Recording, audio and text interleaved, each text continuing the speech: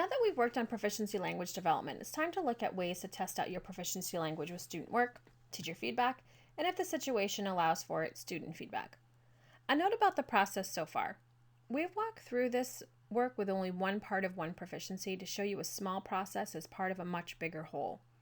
We started with getting input from many stakeholders about expectations, then moved to a smaller group, or individual in the case of this course, writing or rewriting proficiency language. Now we're going to bring it back to a larger group for pilot testing. Pilot testing is a process whereby a group looks at proficiency statements next to student work, paying close attention to the language of the proficiency. It's a low-stakes experience for teachers and students, but the information gathered can really make a difference later on. Feedback is important in the proficiency development process because it allows for changes before widespread implementation.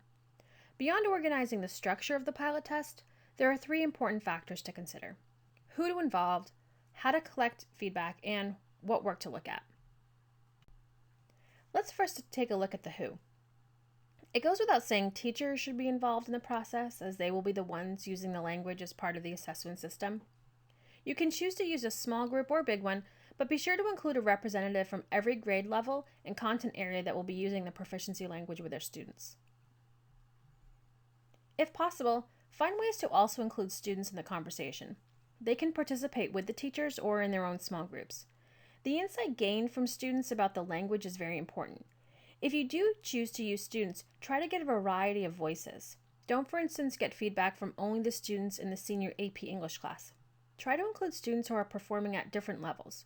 Share with students why you are asking for the feedback. It gives them ownership of their education. This leads us to how to collect feedback and for how long. When your group is bigger or spread out geographically, technology will help you get feedback in an organized way. Some schools choose to collect only one response per group, while others allow every teacher's individual voice to be heard. Whatever you choose, remember to make it manageable. Sometimes we get paralyzed by too much data and get stuck in a sorting process. As you design your pilot test structure, think about what questions you can ask that will get you the answers you need. Also consider how long you want this process to take. Think about when you would like to do full implementation and backward plan. After this pilot test, there will need to be time for a longer field test. Here's the suggested timeline for implementation. If you start writing proficiencies in the fall and complete drafts by January, you might take a month for pilot tests and a month for refinement of language and rubric training, so that field testing can happen in April, May, and June. The feedback you get from these tests will help you make additional refinements in July for full implementation in August. This timeline might seem aggressive, but remember, the ultimate goal is to engage in a continuous process of improvement. If you take longer times in field testing, you delay being fully engaged in a proficiency-based assessment system. The last thing to consider in designing your pilot test is what student work to look at. While there are many examples of student work online, it's best if you can collect examples from your own school. In the Practice the Process activity below, we give you one example to use, but we encourage you to look at your own classrooms for evidence.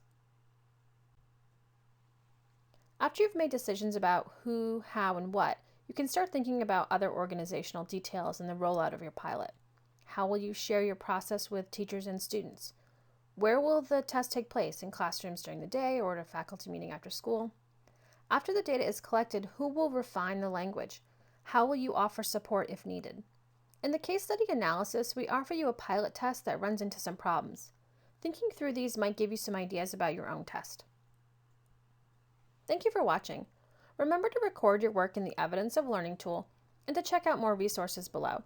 If you have any questions or want to share additional resources you think might help others, please contact the Center for Collaborative Education at vtclg@ccebos.org.